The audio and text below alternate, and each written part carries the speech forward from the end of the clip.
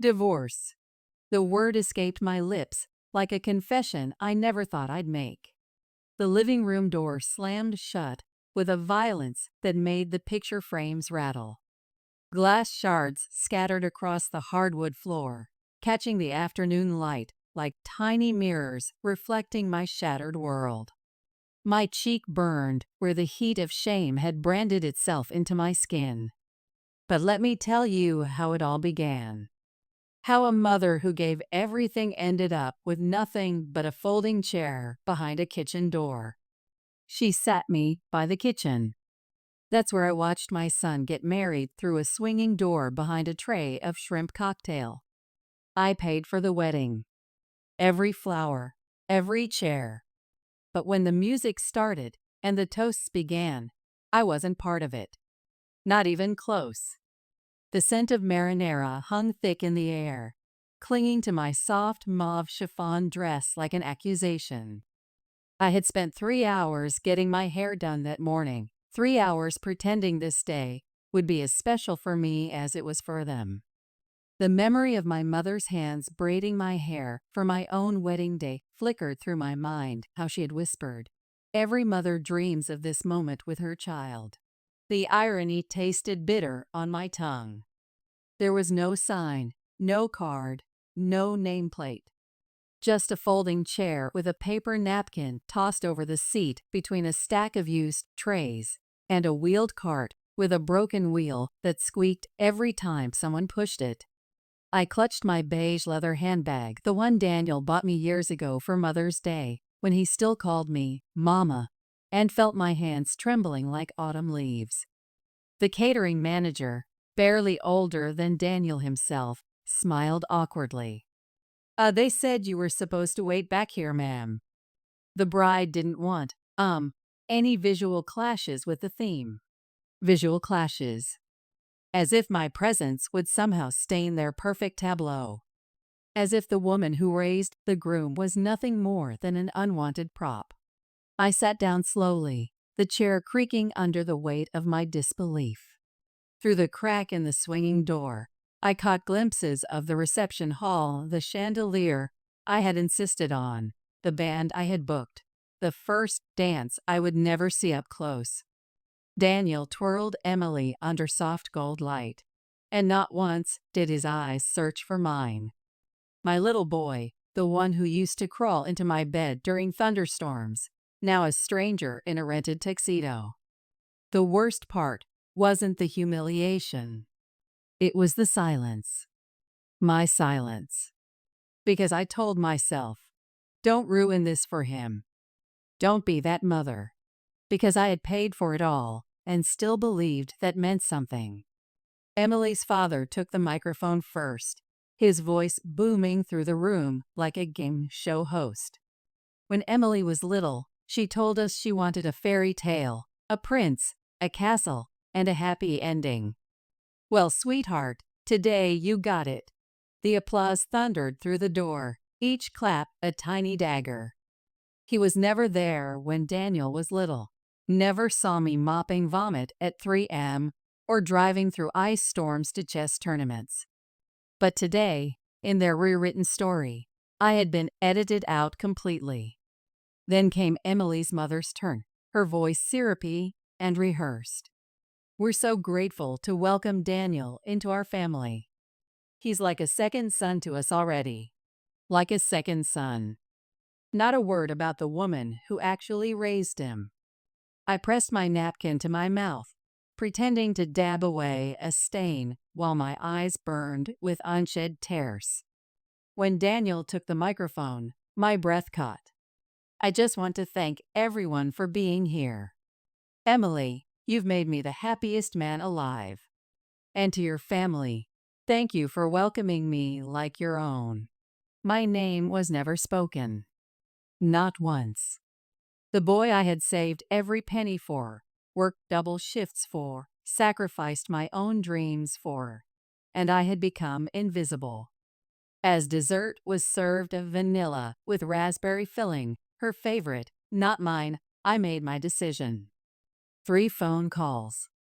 Short, direct, final. The flowers for tomorrow's brunch canceled.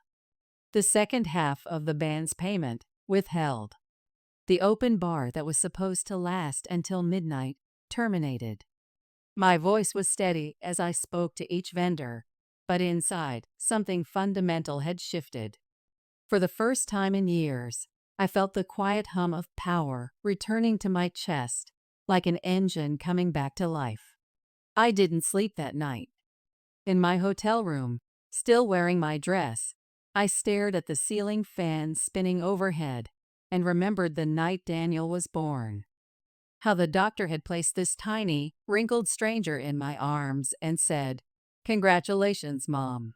How I had whispered promises to him in the dark that I would never let him feel unwanted, that he would always have a place at my table. The irony burned like acid in my throat. Around 3 a.m., I sat up and opened my wedding budget spreadsheet. Every transaction, every upgrade, every elevated detail Emily had requested with her knife wrapped in satin smile. And there they were, 2 unauthorized charges made just days before the wedding. Emily had used my card for a pre-wedding bar crawl and spa day. No permission asked. No permission granted.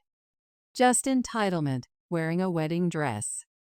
The note she left on Venmo to her bridesmaids made my stomach clench. His mom is covering everything. Might as well go big. Wedding vibes.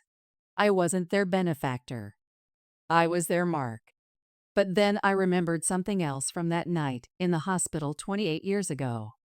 How Daniel's real father, Emily's teenage boyfriend, had fled the moment she told him she was pregnant.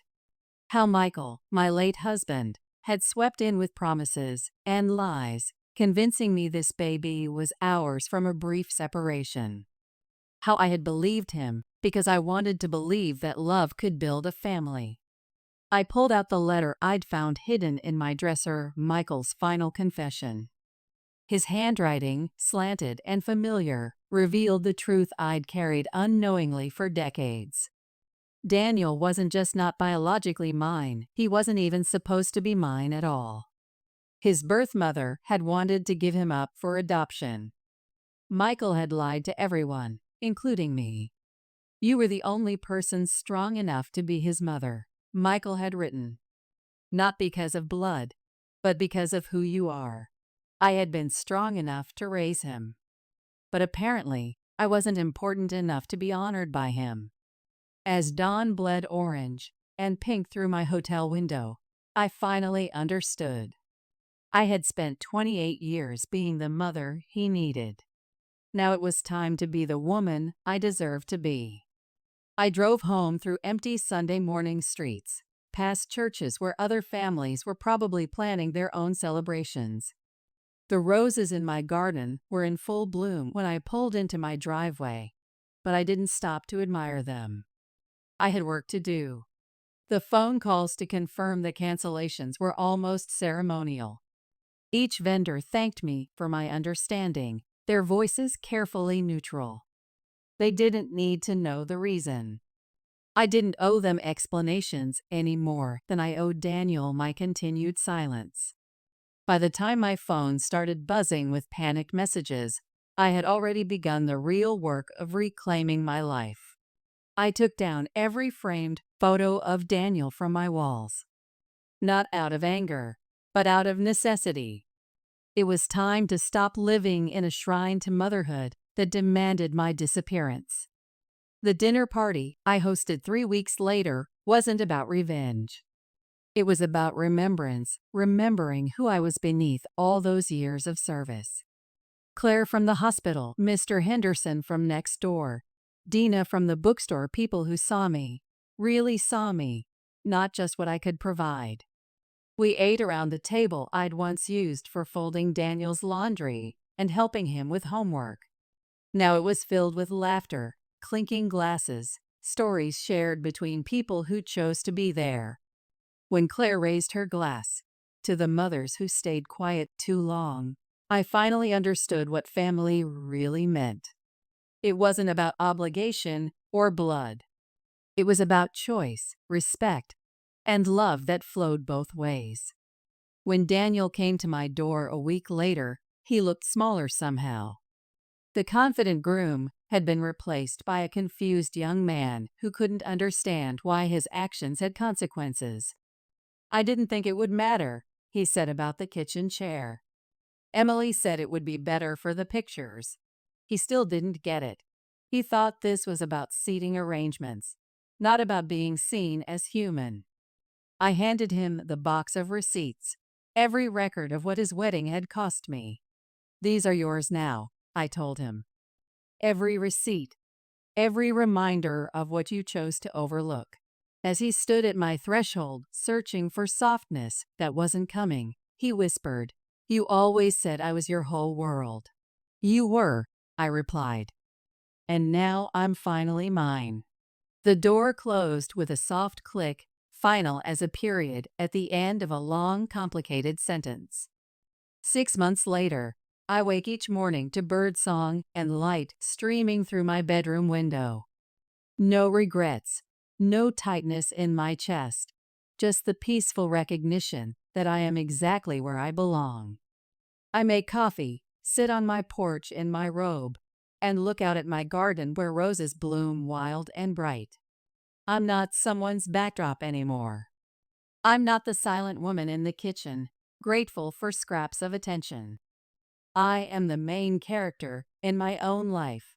And finally, that is enough. The people who matter know where to find me at the head of my own table, where I've always belonged.